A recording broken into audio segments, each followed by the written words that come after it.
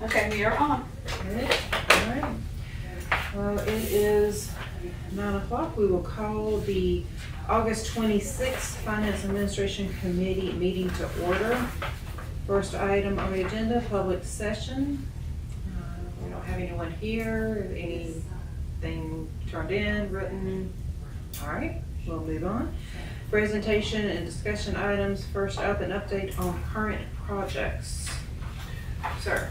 All right, in your package you see a fairly updated sheet. I think this one was put together toward the end of last week and went through it. And, we're still waiting on a number of items to be able to be ordered or, substantial number. Just on that first page is one that would all be done as part of one project that's out for bid now. So, any questions that you may have on that, I can answer. But from here on, just mainly, again, for tracking on my side of things, you'll see a new sheet that's following that is tracking where we are with any of these tasks as identified in the reorganization recommendations that was accepted by the board back in July. So that you can see there, again, where we are with any of those matters. And there's some notes on the back that go along with those lines if you're interested in following along with it. And then the third page are projects that are paid for out of the capital projects fund typically, or any other restricted fund that we have. And the only one that I have on there that I'll go ahead and mention, because I just got two updates on it, on two different things today, is on row B, the exit 4 sewer, that DES stated that, from what I understood from the engineer, that DES was needing a revised letter from Oconee County for that project. So I think the original letter that the county sent in with that one stated that they were going to own, operate, and maintain that, but it would actually be that they intend to own it and we would operate and maintain it on their behalf. So I think Lee Brackett, the engineer with Thompson Hutton, is working on it, stated that they need to get that corrected and sent in for Columbia. And then on row D, those really three tasks that are going on under there, the construction rehabilitation, in the column that stated anticipated completion, those numbers just got changed as of this morning. I signed a change order, which is change order number 4, that shifts those dates. So the SC stands for substantial completion, and then the FC is final completion. So those dates now are sometime, at least the substantial completion, sometime in around mid-September, and then final completions around the middle part of October.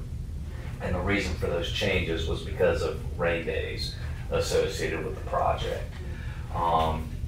There was no cost to that change order. It was just a scheduling matter. So those are the only ones that I'll touch on today. Any questions about any of these or anything that's not on any of these sheets? Any questions or comments from the committee? All right. We're going to move on to the second item, temporary transfer of funds to cover a purchase of investments. Ms. Gibbons? Okay, in your packet I gave you some copies. Basically, I have a spreadsheet that I use as a check register for all of our accounts. I always do a reconciliation before I send them out to the outside accountant to actually do the final reconciliations. And this is my way of keeping track and making sure everything's correct. Because I don't quite trust the public. I'm sorry. But what had happened, and I've never done this before, I don't know what happened, but I had the right dates on my investments as far as maturity dates. But if you look at that top section where it says incorrect check register, I had the maturities before purchases that I made. So it looked in my check register like everything was fine, and Chris and I got an email from the bank saying we were overdrawn, and I was like, what happened? And that's why, because I had the maturities before the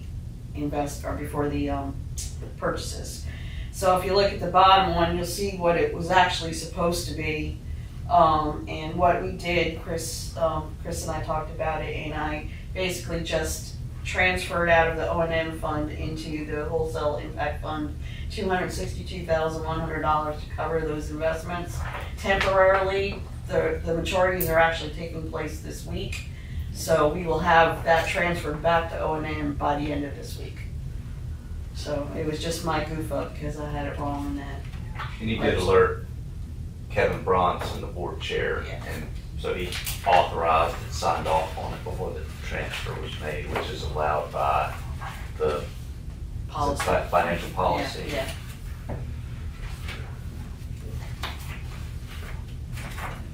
And there was, and I'll add too, there was no charge from the bank for this. They gave me until 11:30 that morning to get it straight, so we were okay. Any questions, concerns? Seems pretty straightforward. All right. Committee action items. Review the July and year-to-date financial reports. All right. And that was emailed out by Lynn toward the end of last week to the board. Any questions you may have in there, feel free to let us know.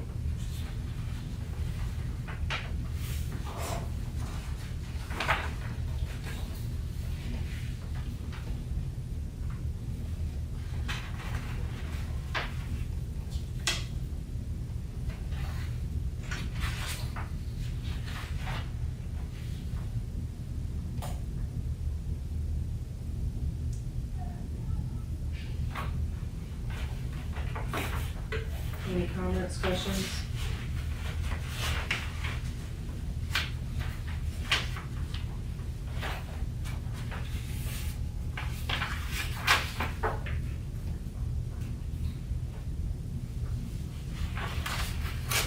None?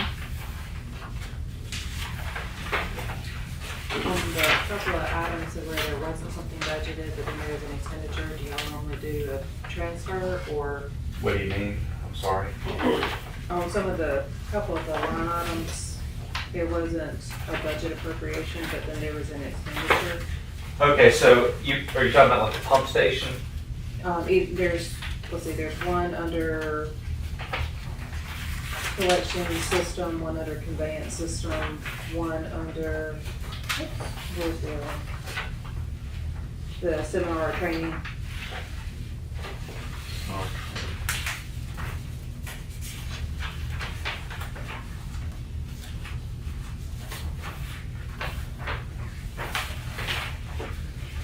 I was just curious if y'all normally So- do a transfer or if it's just a learning for the next time. No, so I think with that is Lynn may have budgeted or may have assigned a code to the, just using the seminars, workshops, and training.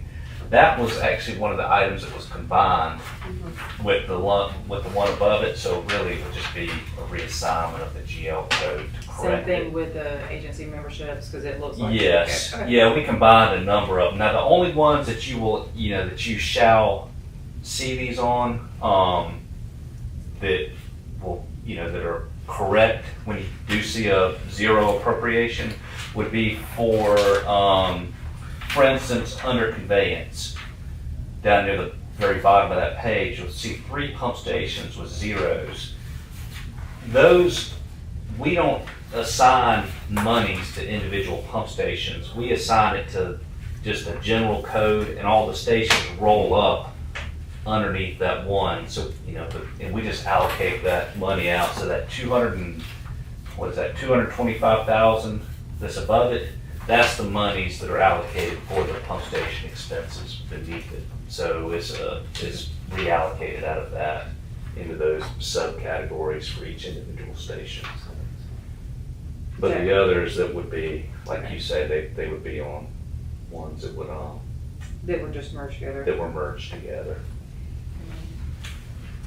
So let's see, I'm guessing the generators would be, whoops. Yeah, and it has some on there that shows zeros across it, and for whatever reason, that's one of the things we talked about the other day, it still shows along there. Yeah, I'm not sure why it's doing that, because that was, Another curious one thing. yeah, that's not supposed to show up. Okay. I was just curious.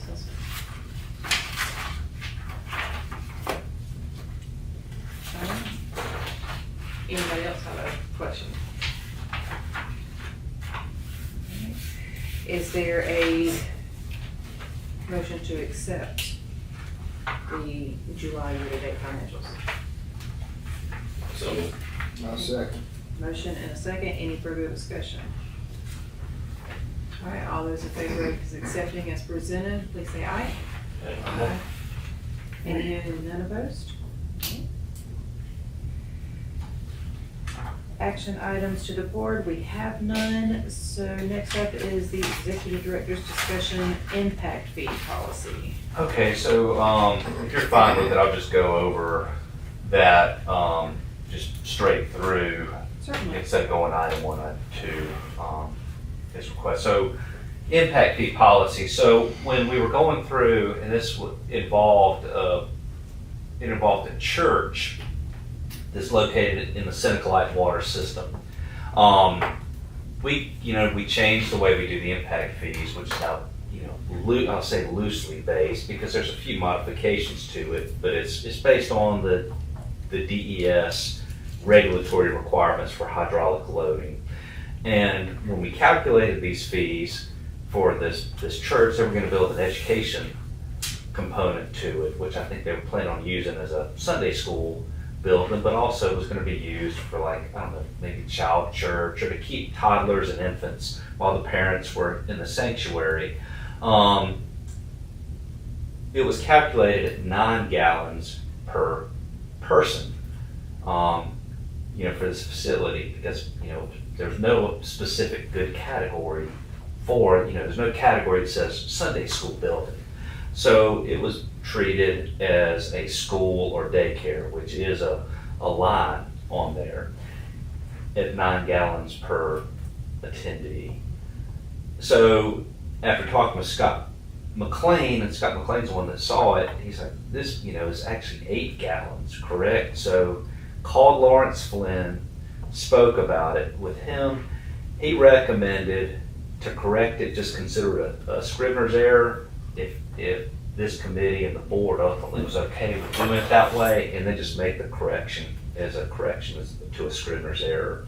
But he says if the committee or board wants to, to reauthorize, the full policy, we'll go about it that way. But that's the only item that would need to be corrected, was to go from 9 to 8. So we've already adjusted it with what their fee was based on. We made that correction, but, as far as updating the policy itself. So I don't know if there's any feeling strongly one way or the other here about it definitively being needed to add as a reauthorization of the entire document, or just go ahead and make that correction. You just let me know, and then I can put that as a, if you feel it does need to go to the board, then I'll just go ahead and put it on the board for an agenda, which require the approval of a resolution to do that. Next, again, I mentioned I had a few phone calls this morning with updates on projects. One that I had was regarding the farm center, which I believe Oconee County owns, but it is in the Seneca Light water service area. So that, they're already the water provider to this location. And back several years ago, I can remember speaking with Kevin Harbin, who I think is affiliated with it. I don't know in what capacity, whether he's a board member there or. Yeah. So, I spoke with Kevin about it. He told me they had, we're getting ready to make some considerable, or, to consider making some improvements out at the site, adding restroom facilities and, doing some other things. And he spoke with Scott McLean, so I called Scott and spoke with him about it this morning as well. And we had never seen any drawings, but when I spoke with them this morning, that they called me about it and they said they were about ready to get a letter from us, that we're going to treat it. And, we hadn't seen any drawing. I hadn't seen any drawings about it. So I reached out to Scott about ownership of it. And I believe this is one that according to the engineer, that the county, I believe, had the intention, maybe at the back end of it, or reconsidering it, they had the intention of owning it and considering it to be something like a service connection. Well, it is only serving one site, but they're requiring to get a DES construction permit for this. It's, I think a handful of manholes, an 8-inch diameter pipe. So with that said, I think that whether it be Seneca Light and Water or us would need to own it. Otherwise, the county would have to create a satellite sewer system for that.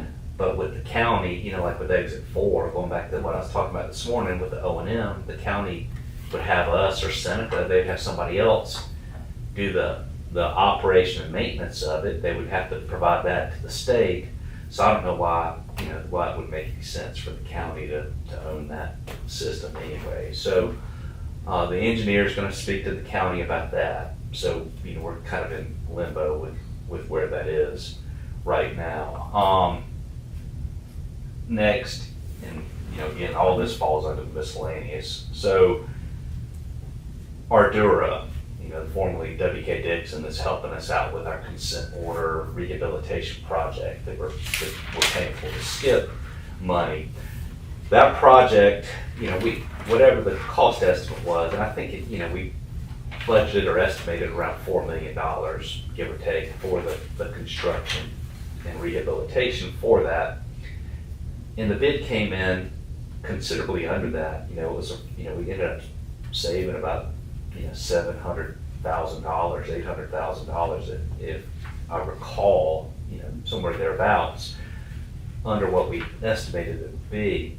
So we got additional money left with SKIP to be able to continue further rehabilitation, which is great, but it's going to require some additional engineering work, because what we're going to focus on is strictly manhole rehabilitation, sealing, rehabilitating dilapidated and porous manholes in the system that are outside of the area where this construction work is going on. So that's going to require some further design and construction administration.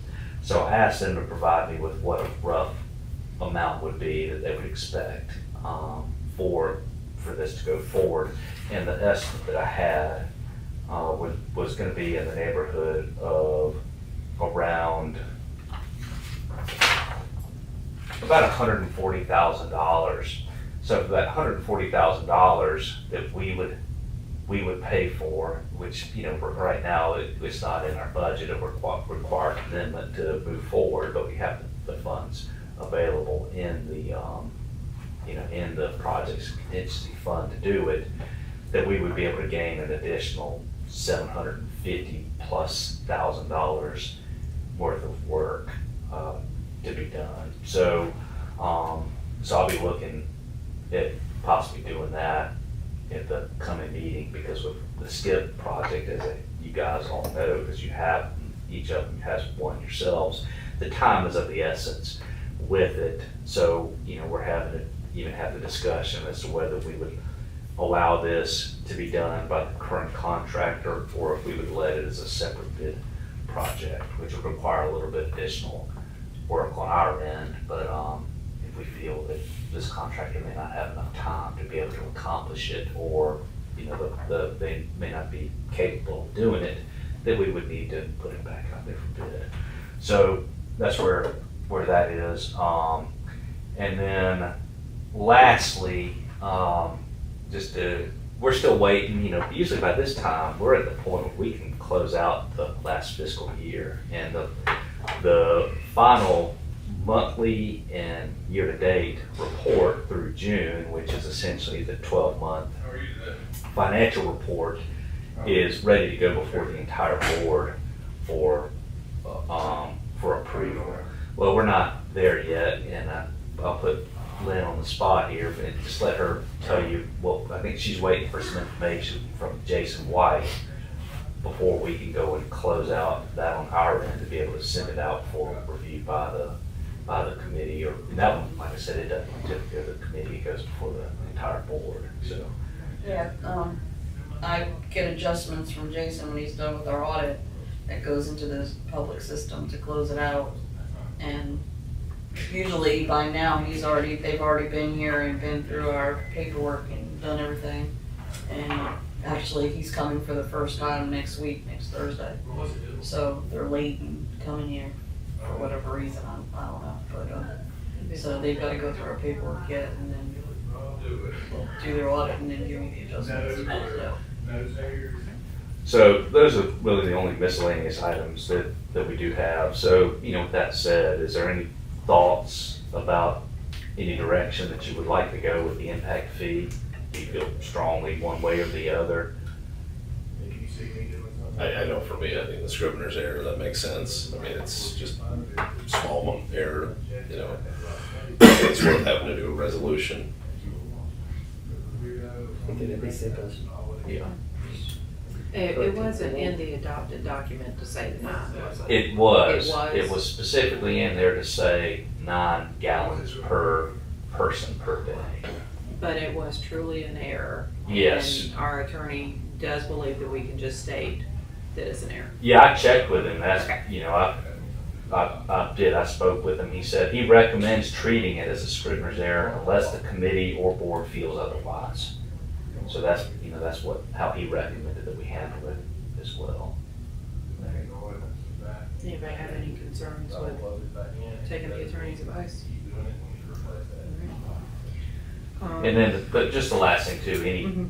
concern or questions or thoughts about not moving ahead or looking at doing the additional rehab work, again, it's gonna be a cost on our end that would require that amendment, but for the amount that we would gain out of it, be worth Yeah. the $140,000. So use it while you got it. Yeah. Has RIA already approved the additional projects, or do you still need to get their approval? No, we've been having discussions with RIA. We don't even totally have the final scope of what's gonna be done yet. We're still working on that as far as, because it requires a fair amount of work. We have to go out there and do a considerable amount of field work because, you have to consider the depth of each of the manholes. So we didn't have we didn't have some of this in GIS. So we had to go out there and pop manhole lids, go and look, because you pay for these rehabs based on the depth of each of them, per foot. So and I would be too, somewhat reluctant to do a lot of work on the engineering side of things unless they can confirm that they're gonna get paid to do it. So we've had conversations with RIA, and in fact, we have one scheduled for 1 o'clock this afternoon to let them know what we need to do. I think today's kind of the deadline, self-imposed deadline from them, that they want to know some type of direction of where we're thinking of going with it. If you have to rebid, is there enough time to get it in before the deadline? Well, that's what we think, it's one of these times of the essence things. So that's one of the items we're going to discuss with RIA today. And then I know you mentioned the 140,000. Did we use all of our dedicated match already? The Oh, portion? we've blown away our match So because okay. we got to all Even of our though CMOM. even Yes. though the actual expense of doing the project came in Mhm. on 700 plus thousand Yeah. under, we've already used all of our matching and the engineering costs. Yes, because we were able to roll up all of our cost for the CMOM and everything that was done before the skip was even awarded. I think they set a date, and I don't know the exact date, but I think it was any expenses associated with the projects that you were wanting to do that have a direct connection of what, you know, you intend to use the funds for in 2021. I think was, you know, sometime during that year, if I remember correctly. All of those expenses could be considered as part of the match.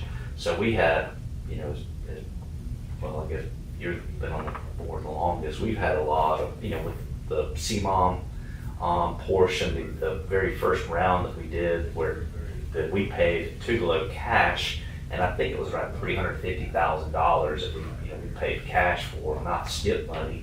So even that money was able to be used as part of our match funds. So we exceeded our match a good while ago. So we don't have any concerns about the match, and we've been sending. No, I knew there wasn't a concern with the match. I was hoping that because the actual project came in under budget, maybe even there was still available funds that had already been dedicated to this project. Yeah, so because when we put our skip application in, it was somewhat vague because Kind of that 15% plus engineering is. yeah, because we didn't know exactly when, you know, you applied, we didn't necessarily have a plan in place for how much conveyance system rehabilitation we needed to do, because we had just, I think, completed the first round of our large CCTV and clean system inspection, but that footage hadn't even been reviewed yet, I don't think, by the engineer. So we left it, you know, we had two projects that we had a pretty good cost associated with them, which was the pump station replacement at Flat Rock. And then we had a pretty firm number set aside for the dewatering. So we had the third project, which was conveyance system improvements and rehabilitation. But we just applied for it really as just one skip project with, you know, the two that we knew the rough approximate cost, and then the third one with the collection system would spend the remaining amount of money as far as it would go. So that's kind of still where we are with it coming in under budget. We could just stretch it as far as we can. Does that answer your question? It does. Have you even reached out to the current contractor to see if there's a possibility that there could just be a change order? Yes, ma'am, we have. We've spoken with them, and we are having those discussions, because they'll still have to honor, from what we understand, they still have to honor the unit pricing they provided to us.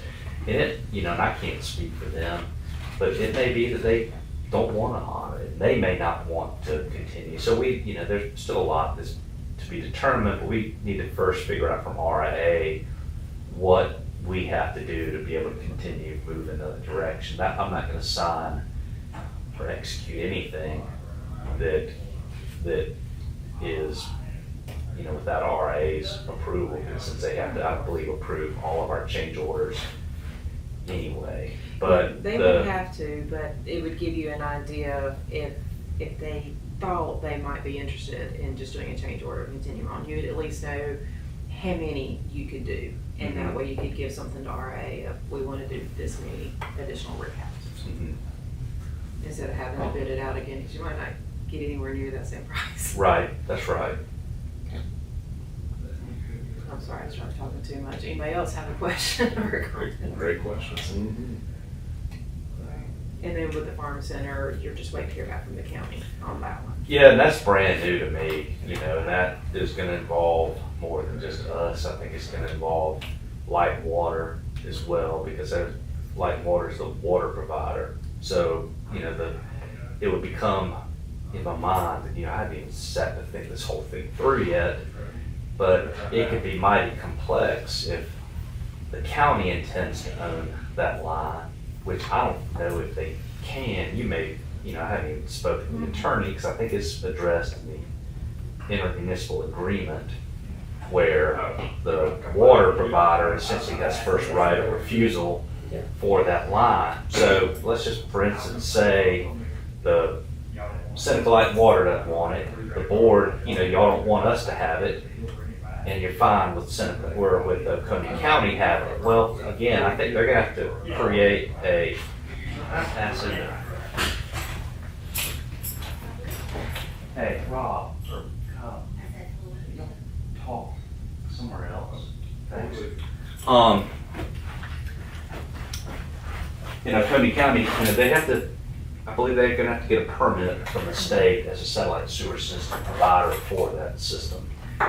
And then there would be a completely separate billing mechanism for it as well, much like I guess we do with the sewer south, because Seneca's not gonna need to collect a portion of the fee, since it's not any part of their system, so would they be charged a separate retail rate? So there's a lot of things that would have to be considered with all of that as well, so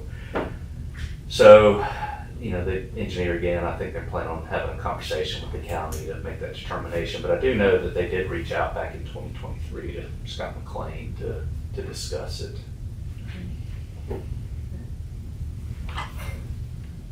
Anything else on either the impact fee or the other items mentioned?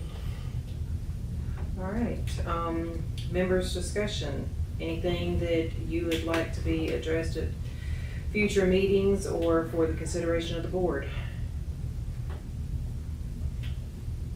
All right, our next meeting is scheduled for September 23rd. Does that still work for everybody? Any conflicts, concerns? And then the actual board meeting was changed to the 8th. Thank you for not being on Labor Day.